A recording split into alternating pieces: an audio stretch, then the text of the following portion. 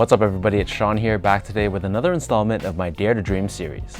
In this series, I give you guys a closer look at shoes that aren't as commonly seen on YouTube, including high heat releases from the past and shoes that just have a very special meaning to me.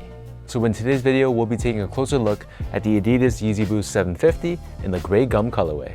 This pair dropped back in June of 2016 for a retail price of $350 US or $450 here in Canada.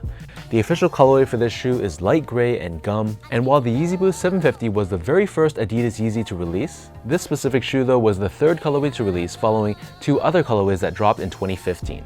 So part of the reason why this shoe is special to me is because this shoe was the very first YouTube video I ever made. So I believe I dropped my video back in June or July of 2016, and at the time I was still a bit too camera shy to be in front of the camera, so that video was just purely a compilation of images of this shoe.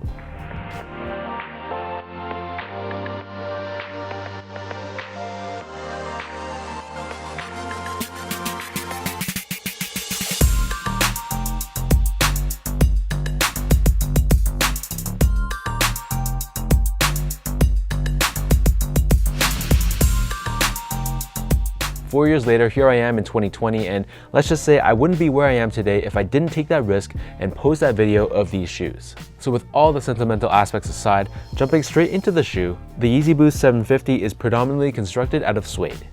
As we take a look at the toe box, we have this perforated suede.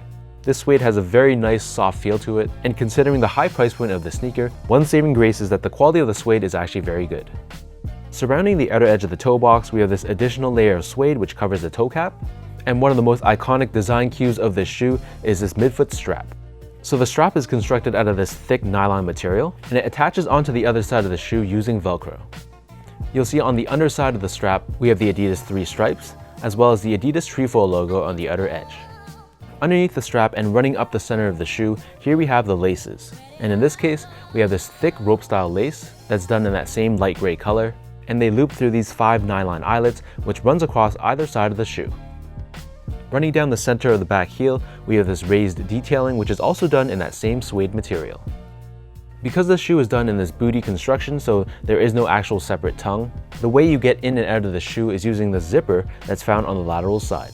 So you can see this thick fold that runs down the side, and at the top we have this Velcro closure. Pulling this back, you'll see we have this full-length zipper, which you can zip down, giving you easier access into the shoe. Taking out the insoles, these come with a gray colored insole with Adidas and Yeezy branding on the heels. And as I peel back the insole and give you guys a closer look at the inside, you can see a bit of that exposed boost cushioning at the very bottom of the shoe. So the upper of these Yeezy Boost 750s sits atop a full-length Boost midsole. The Boost itself is actually encased within this gum-colored TPU carrier, and it has this ridged pattern that runs across the entire length of the shoe. This gum rubber is actually glow in the dark as well, so if you charge it up with enough light and stand in the darkness, it's going to have a very nice green glow to it, which is a big contrast compared to the gum colored rubber that it normally is. Turning the shoe over to the bottom, here we have your outsole. So again, this is entirely done in this gum rubber finish. And then in the middle, running down the heel, we have this cutaway which exposes the boost cushioning within. For those wondering how these fit, I'd say that they run a little bit long and narrow. So I'm a true size 10, these are a size 10, and there's just about a thumb's width between the edge of the shoe and the top of my toe, whereas the width of the shoe is perfect. So if you have narrow feet, I would definitely recommend going half size down, but if you have wide feet like me, first of all, this shoe is not the easiest to get your foot into, because even if you unzip the side, it's still quite a struggle to get your foot in here, and the sneaker itself isn't the widest either.